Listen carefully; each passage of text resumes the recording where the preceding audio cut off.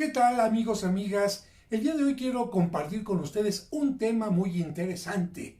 El nacimiento de nuestro Señor Jesucristo representado en las catacumbas. ¿Y esto por qué? Porque hay algunas personas que al escuchar que San Francisco de Asís en el siglo XIII inventó los nacimientos, piensan que la representación del nacimiento apareció solamente hasta el siglo XIII y esto no es correcto. Es cierto, hay que recordar que San Francisco fue el primero que en una celebración litúrgica quiso que se sintiera que estaban todos allá en Belén y vistió a algunas personas de pastores, a alguien de José, a alguien de María, e hizo el primer nacimiento viviente. De ahí vendría la idea de que en todas las iglesias y después en las casas se hiciera la representación del nacimiento con algunas figuras o bien con algunas personas. Sin embargo, es importante reconocer que allá en los primeros siglos, concretamente en tiempos de persecución contra los cristianos, la imagen del nacimiento de Jesucristo ya había aparecido. Para que no vaya perdiendo yo ningún detalle, tengo aquí una guía que me va a permitir platicar contigo de estas cosas. En primer lugar, hay que recordar que el nacimiento de Jesucristo fue celebrado litúrgicamente hasta el siglo IV. La fiesta de la Navidad propiamente surge en el siglo IV, después de que durante todos los siglos anteriores la fiesta más importante fuera la Pascua. Pero el hecho de que la Navidad como celebración de la Iglesia haya aparecido en el siglo IV no significa que en los evangelios, en el corazón de las personas, estuviera el agradecimiento por ese momento tan importante en que Dios viene al mundo y se hace hombre como nosotros. ¿Por qué en las catacumbas? Bueno, tú recordarás que los cristianos al principio tuvieron grandes problemas. Primero fueron perseguidos por los judíos que consideraban a los cristianos judíos rebeldes y lamentablemente tuvieron que dejar lugares como Jerusalén para irse a Antioquía y a otros lugares. Pero después vendría una persecución peor, la persecución de la fuerza más importante de aquel tiempo, que era el Imperio Romano. De tal manera que si nosotros hablamos del inicio de las persecuciones del Imperio Romano, nos tendríamos que ir hacia el año 64 aproximadamente, cuando el emperador, mejor dicho, Nerón, inicia una persecución a muerte contra los cristianos. Estas persecuciones no solamente les incautaban sus bienes económicos, sino que los enviaban a la muerte. Por esta razón, desde el año 64 hasta el año 313, vamos a encontrar un periodo de persecuciones contra los cristianos que les van a impedir, entre otras cosas, construir lugares de reunión. Por esa razón, no tenemos iglesias antes del siglo IV, porque los cristianos se reunían en sus casas. Pero por otra parte, tampoco podemos encontrar manifestaciones abiertas de arte, de agradecimiento a través de pintura, escultura, de lo que Cristo predicó, porque enseñar esto indicaba: aquí hay un cristiano, vengan, persíganme y llévenme a la muerte. Por esta razón los cristianos tuvieron que buscar lugares o bien opciones en donde pudieran expresar la fe, pero no tuvieran este peligro de ser llevados a la muerte. Y precisamente uno de los lugares donde pudieron ellos plasmar las ideas en torno a Cristo, en torno a la fe, fueron las catacumbas. ¿Qué son las catacumbas? Rápidamente te comento. Mira, la palabra catacumba se refiere a una hondonada. Es decir, imagínate un terreno plano que de repente tiene un cambio de nivel, una bajada, y a eso se le llama hondonada, catacumba. Pues este término se refirió particularmente a un cementerio subterráneo de los tantos que había en Roma. Porque recordarás que si bien los romanos tenían la costumbre de incinerar, de cremar los restos de los difuntos, En Roma también y en el Imperio Romano había personas que tenían otras costumbres, como los egipcios que momificaban a sus difuntos, los judíos y los cristianos que preferían sepultarlos y otros grupos más. Por eso, en Roma existían tantos cementerios que guardaban el cuerpo completo, pero también cementerios bajo tierra. En Roma había una regla también: no podía sepultarse nadie dentro de la ciudad. ¿Qué ocasionaba esto? Todos los cementerios fuera de la ciudad.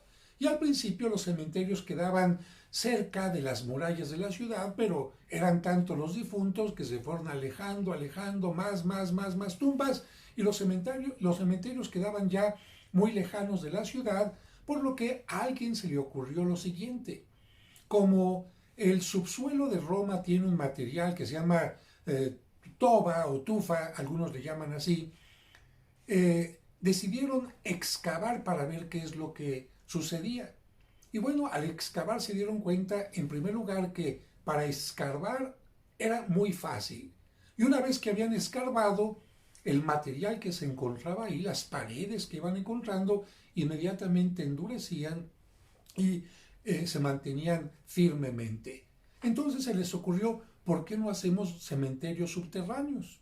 Y de esta manera fueron escarbando un primer piso abajo de un lugar que servía para sembrar. La parte de arriba se sembraba, la parte de abajo servía como tumbas, y así fueron haciendo un pasillo y otro y otro y otro, con cientos de tumbas, con miles de tumbas, kilómetros y kilómetros de un cementerio, en otro lugar otro cementerio, en lugar otro, y así encontramos una gran red de cementerios llamados catacumbas en todo Roma.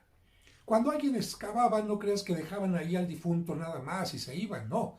En las paredes había, como puedes ver en estas imágenes, había espacios para ir poniendo los cuerpos de las personas, o bien más pequeñitos para ir poniendo las cenizas, y generalmente estos espacios se cerraban con una lápida de mármol que podía tener alguna inscripción según tuviera dinero o no. Igual que en nuestro tiempo, que la gente que tiene más dinero paga más por los servicios funerarios que quien tiene menos.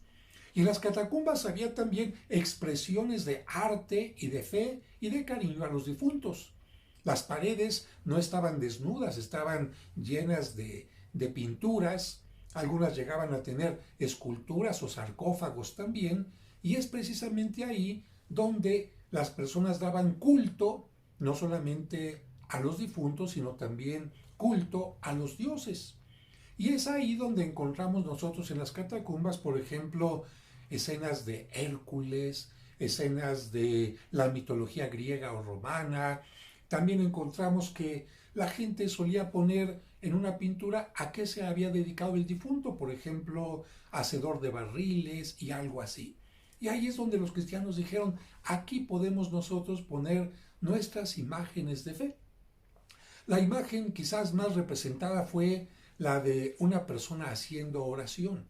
De la misma manera que cuando nosotros nos dirigimos a Dios, ellos pusieron así la representación de la fe. Si veían a alguien así, con las manos extendidas, los cristianos decían: este es de los nuestros, está expresando la fe. Y ahí encontramos en las catacumbas imágenes del buen pastor, encontramos también algunas escenas de milagros, y en este contexto exactamente, en el ambiente de las catacumbas, aparece la primera representación del nacimiento de nuestro Señor Jesucristo, que consiste en una epifanía, es decir, los Reyes Magos que se acercan a adorar al niño Dios que ha nacido. Esta imagen está en la capilla griega. Aquí puedes ver una imagen de la capilla griega, llamada así porque en este lugar hay inscripciones en griego, y en este lugar, que está en las catacumbas de Santa Priscila en Roma, se encuentra esta primera representación de los Reyes Magos en adoración.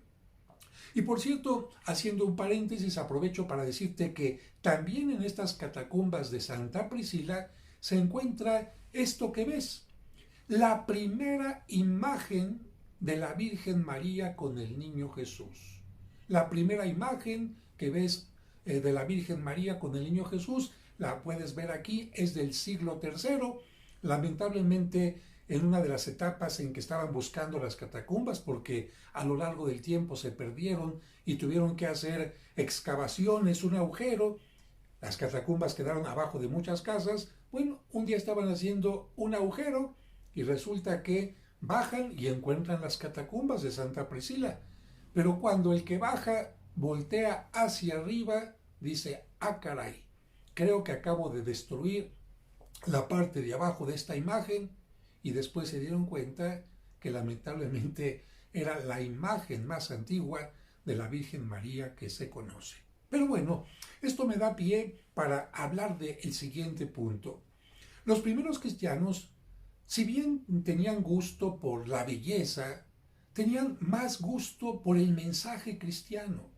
Por lo tanto, a ellos no les importaba tanto representar a la Virgen María como los griegos, como los romanos, perfectamente bien modelada, pintada. A ellos les interesaba el mensaje.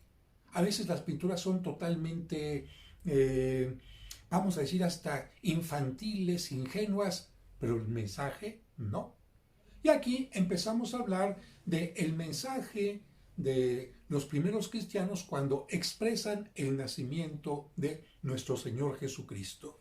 Las imágenes que encontramos en las catacumbas, desde el siglo III en adelante, van a ser, en primer lugar, dos.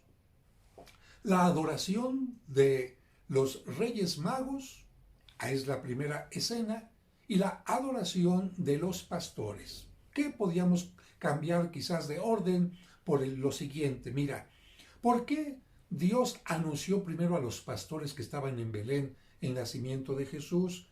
¿Y por qué hasta meses después llegaron los Reyes Magos, los magos de Oriente, a adorar al niño Dios? Aquí está el mensaje.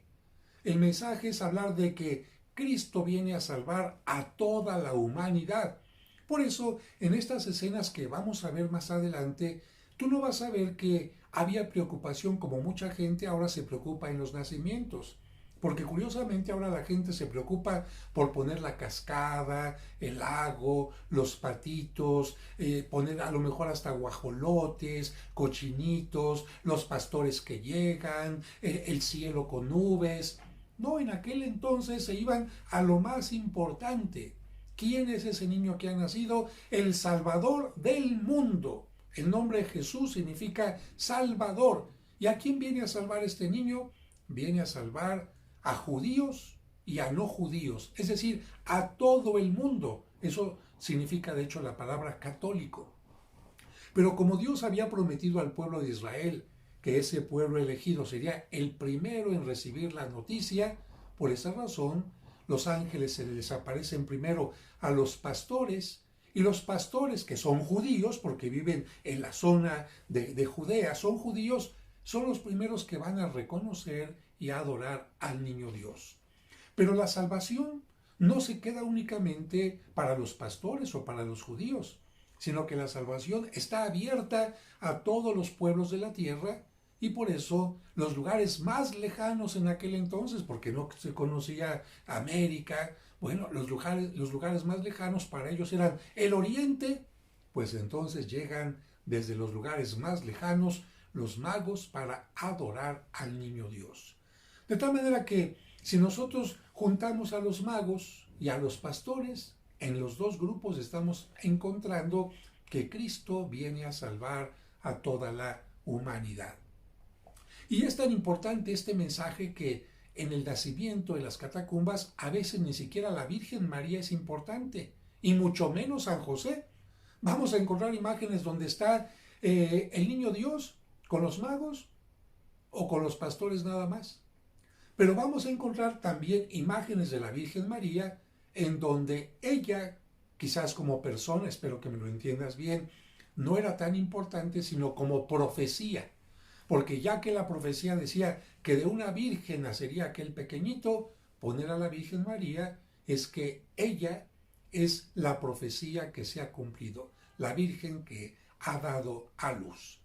Vamos a ver más adelante algunas imágenes donde están los pastores con el niño Dios, Vamos a ver también que se encuentran dos animalitos de los que vamos a hablar más adelante, y también las imágenes de los magos que en una forma muy sencilla están adorando al niño Dios.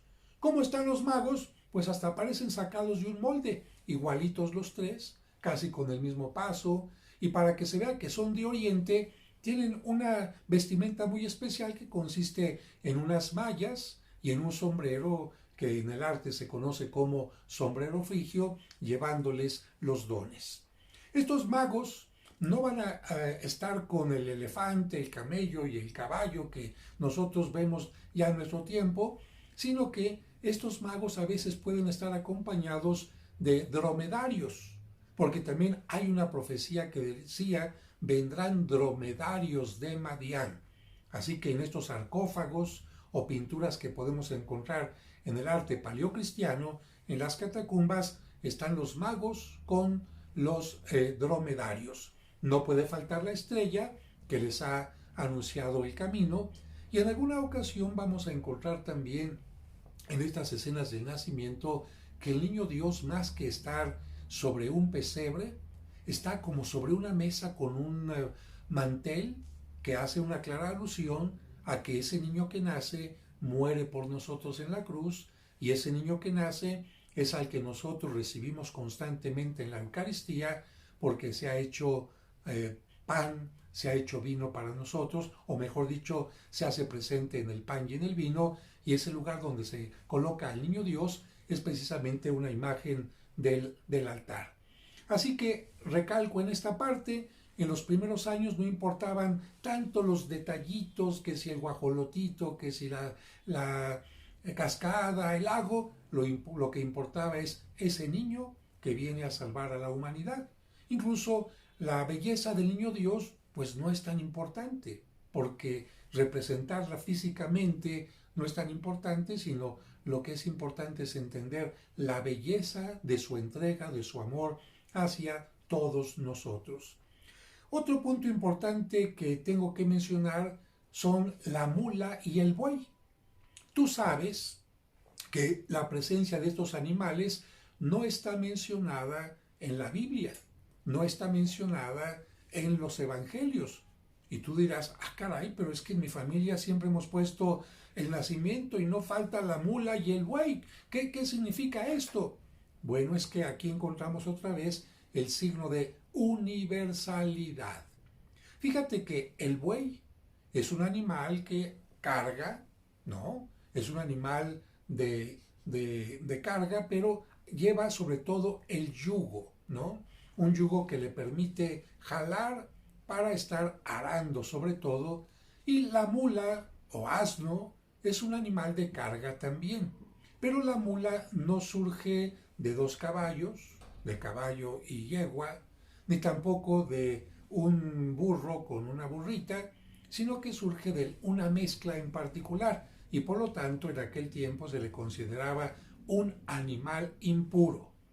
¿Cómo consideraban los judíos a los que no eran judíos? Impuros, paganos, gentiles. Muy bien, entonces la mula o el asno va a representar a los no judíos, a los que son gentiles o paganos, como los Reyes Magos, que no eran judíos y que vinieron de lejos para adorar al niño Dios, representando a todos los que no somos judíos, pero también por los cuales vino nuestro Señor Jesucristo al mundo. Y en cambio, el buey, ¿a quién representa? Carga un yugo, muy bien. Y los judíos decían, nosotros hemos cargado con el yugo de la ley. Recuerda que para los judíos cumplir la ley de Moisés era en muchas ocasiones una ayuda, pero también era una carga.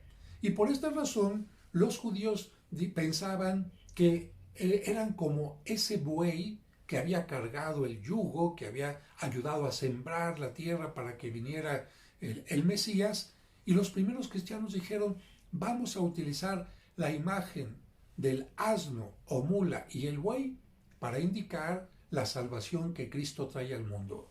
El buey representa al pueblo judío, la mula representa a los no judíos. Y esto se va haciendo más interesante porque si en una imagen, ya más adelante, ya no en las catacumbas, tú ves a los pastores adorando al niño Dios, a los reyes magos, a la mula y al buey, pues ya se complementa más esta imagen de que Cristo viene a salvar a toda la humanidad. Es interesante observar que en ocasiones únicamente aparecen estos dos animales junto al niño Dios, sin que aparezca la Virgen María, los pastores o los magos. Su representación pudo surgir del primer capítulo del profeta Isaías, que le reclama al pueblo diciendo: tú no eres capaz de reconocer a tu Señor, y en cambio la mula y el asno sí. No son mencionados en los evangelios, sin embargo, sí son mencionados en un evangelio apócrifo, concretamente en el pseudo Mateo, en el capítulo 14. Después, otro punto interesante, ya más allá de las catacumbas, vamos a dejar las catacumbas, más adelante veremos algunas imágenes, pero vamos a dejar las catacumbas para tocar otro tema también que tiene que ver con el nacimiento en el arte, y es la figura de la Virgen María. La figura de la Virgen María en las representaciones antiguas, especialmente también durante la Edad Media, se representaba recostada. ¿Por qué? Pues porque lo normal es que una mujer, cuando acaba de dar a luz y se está representando esta escena, el momento del nacimiento de Cristo, ¿cómo tendría que estar la madre?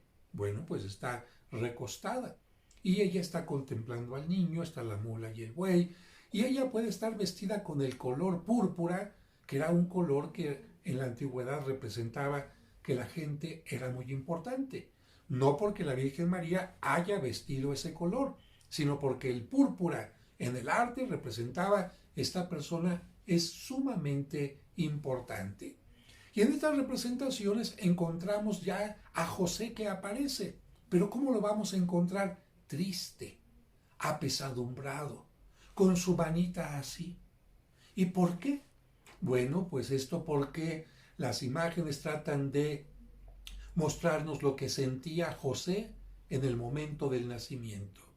¿Qué sentía José en el momento del nacimiento? Bueno, pues en primer lugar, alegría, pero en segundo lugar, pesadumbre también. ¿Por qué? Porque a su mente se presentaba aquel momento en donde él había dudado de la Virgen María. ¿Recuerdas que el Evangelio nos dice que cuando José ve que María está embarazada y él no la ha tocado, entonces dice: ah, caray, voy a dejarla en secreto? Bueno, pues aquel momento en que José había dudado de María, después el ángel le ayuda a no dudar, pero ese momento se hace presente cuando José ve que nace el niño Dios dentro de todo este ambiente maravilloso y dice en su mente: y pensar que yo dudé. Por eso estas imágenes que te muestro en este momento pues presentan a José con su manita así como preocupado por lo que sucedió en aquel momento de la duda. Otros elementos que vamos a encontrar en el nacimiento, en el arte, va a ser que en las escenas de la adoración de los pastores se va a hacer alusión a lo que viene ese niño a hacer. Por ejemplo, vamos a encontrar a un pastor que tiene una ovejita cargada sobre los hombros. Tú entiendes perfectamente que esa imagen es clara de lo que es un buen pastor. El pastor que va a buscar a la oveja perdida y la trae cargando en los hombros. Entonces, si ves en las imágenes de nacimiento un buen pastor que trae a la ovejita en hombros, significa: este niño viene a ser un buen pastor. También podemos encontrar otras imágenes de corderos que están a los pies del pesebre, amarrados, o bien el pastor lo está deteniendo, pero es una clara alusión de a qué viene ese niño al mundo. Es el Cordero de Dios que viene a morir por nosotros.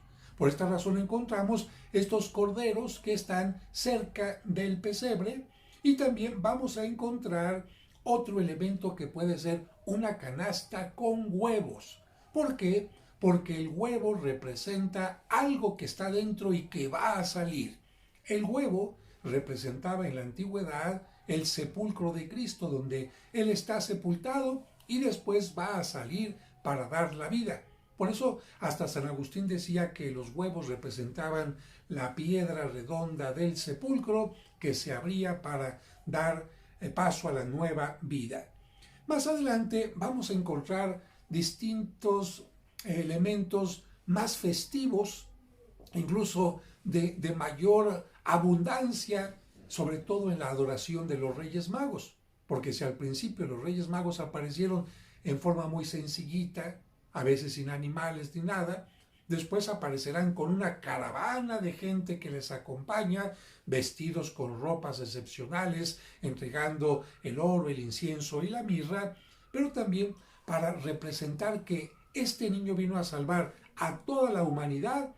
Se les empieza a representar a los tres Reyes Magos con tres edades distintas, a uno más joven, a uno maduro y a uno anciano.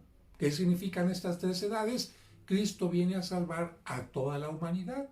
Y también en el arte se empiezan a representar con tres colores de piel distinto. Uno más blanco, uno más moreno y uno más oscuro en la piel, para indicar Cristo viene a salvar a todas las razas, a todos los pueblos de la tierra.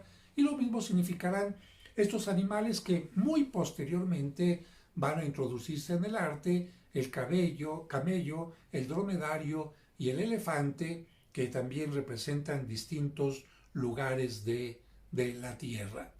Y algo con lo que quiero terminar es que se resalta también que este niño deja todas las prerrogativas, como se dice, de su divinidad para hacerse hombre, representándose desnudo. Es decir, esta desnudez del niño Dios en el pesebre representa que Él se ha anonadado, ha dejado su divinidad que le impedía tener dolor, sufrimiento, llanto, tristeza, angustia, dolor, porque Dios no padece estas cosas, pero al hacerse niño, este niño va a sentir frío, va a sentir hambre, tristeza, dolor, angustia, el rechazo y tantas cosas que son propias de la naturaleza humana. Representar pues al niño con unos cuantos pañalitos o desnudo representa sin lugar a dudas el amor tan grande que nos tiene.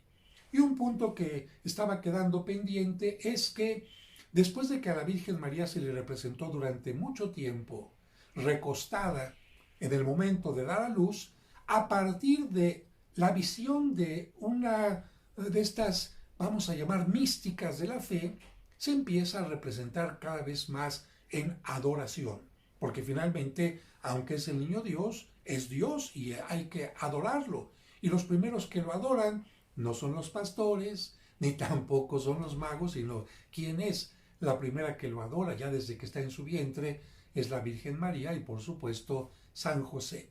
Pero fíjate bien esta idea de misticidad. Una persona se preguntaba, pero ¿cómo nació nuestro Señor Jesucristo si María permaneció virgen? Y mientras estaba preguntando esto, y mientras estaba escribiendo, vio que un rayo de luz pasaba por su ventana. La ventana tenía cristal, pero el rayo de luz no rompía los cristales de la ventana. Que entonces vino la idea. Cristo, nuestro Señor, el Hijo de Dios, es la luz del mundo. Y para venir al mundo pasó por el cristal de María, por la pureza de María, sin romperla. Así como la luz pasa a través del cristal sin ningún problema, pero no rompe el cristal, así estaba María en adoración, en oración a Dios, cuando de repente Cristo estaba frente a ella. Es una idea poética, una idea mística, vamos a llamar así, y esto hizo que se dejara de representar a la Virgen María recostadita para empezar a representar en adoración con sus manos juntas, de rodillas, frente al niño Dios. Porque alguien diría, ay padre, es que los que entienden lo que significa dar a luz, especialmente las mujeres, saben que después de dar a luz no podemos estar de rodillas. Sin embargo, se trata del mundo del arte. Recuerden que el mundo del arte trata de presentar ideas, sentimientos, más que la realidad como tal. Y en nuestros días ha vuelto a aparecer esta idea de representar a la Virgen María recostadita con el niño y con San José a un lado. Hay muchas otras cosas de qué hablar de el nacimiento en el mundo del arte, pero yo te comparto esto de lo que tengo algo de conocimiento porque me tocó estudiar en la escuela del Vaticano de arqueología y gracias a estos estudios pude estar muchas veces en las catacumbas, de las cuales te voy a hablar más adelante, de todos los maravillosos secretos que guardan los sarcófagos y las pinturas. Pero por ahora aquí dejamos esta reflexión que tiene que ver sobre todo con este tiempo de Navidad que estamos viviendo. Y antes de concluir, les ofrezco estas imágenes. Esta imagen nos presenta un esquema de los elementos que aparecen en los iconos orientales. La estrella, los ángeles que anuncian a los pastores o adoran al niño, la gruta, la Virgen María recostada que puede estar vestida de púrpura, color real, o de azul y rojo, dos colores que representan el cielo y la tierra. El niño envuelto en vendas, como si estuviera amortajado y dentro de una especie de sarcófago rectangular, en alusión a que viene a morir por la humanidad. La mula y el buey, y a la izquierda, la figura de San José que tiene una postura extraña. Obsérvala porque verás que el esquema de San José en esta posición se repite constantemente. Este otro ícono repite los elementos anteriores, pero añade una escena en la parte baja en la que dos mujeres están bañando al recién nacido. Sin embargo, San José, también a la izquierda, muestra la misma postura que en la imagen anterior. ¿Por qué?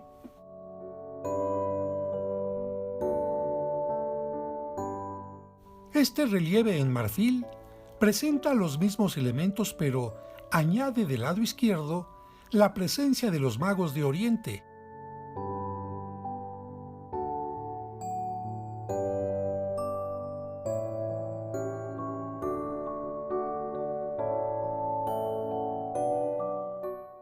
Y a San José con la misma postura.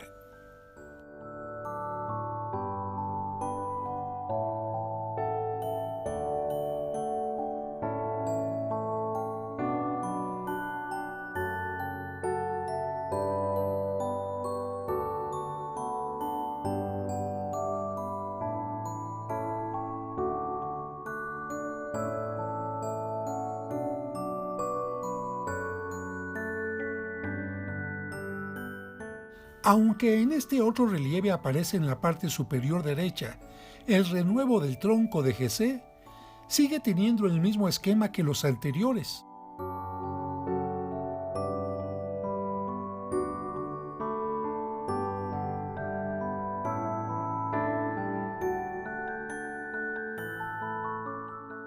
San José con la mano en el mentón o la barbilla muestra siempre este gesto apesadumbrado que representa ¿qué?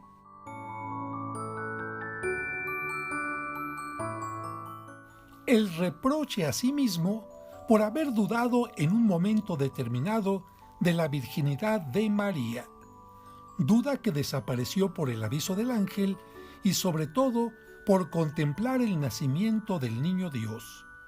Esto es lo que significa la postura de San José, que se repite en todas las representaciones. Más tarde, durante el Renacimiento y el Barroco, se subrayó que el niño Dios tomaría el lugar de los corderos que se sacrificaban a Dios. Por eso, no solo se representó a los pastores llevando a un cordero, sino a uno de los pastores con una oveja sobre los hombros, para significar que ese niño es el verdadero buen pastor que viene a salvar a las ovejas perdidas.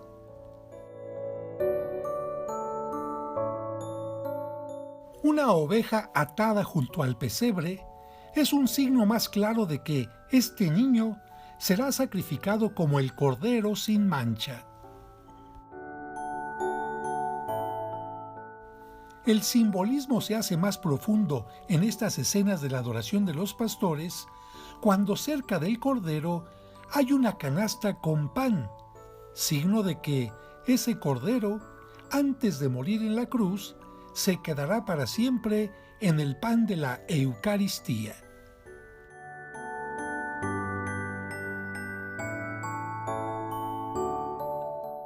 En otras escenas, los soportes de madera del pesebre parecen formar una cruz, mientras que el animalito, la ofrenda, parecería estar ya sin vida.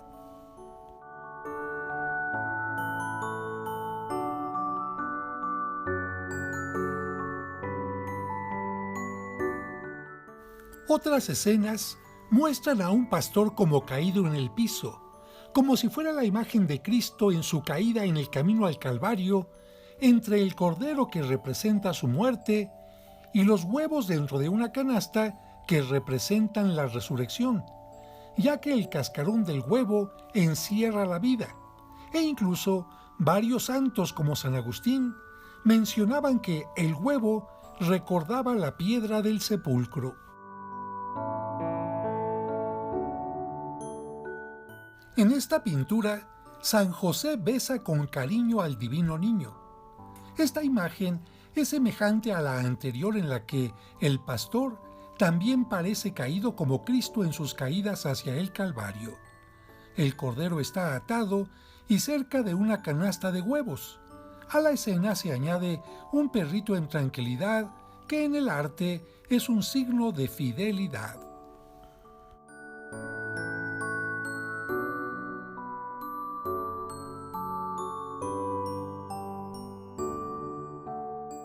Una pintura más con la adoración de las pastoras y los pastores, en la que aparece el huevo como signo del sepulcro, muerte y resurrección.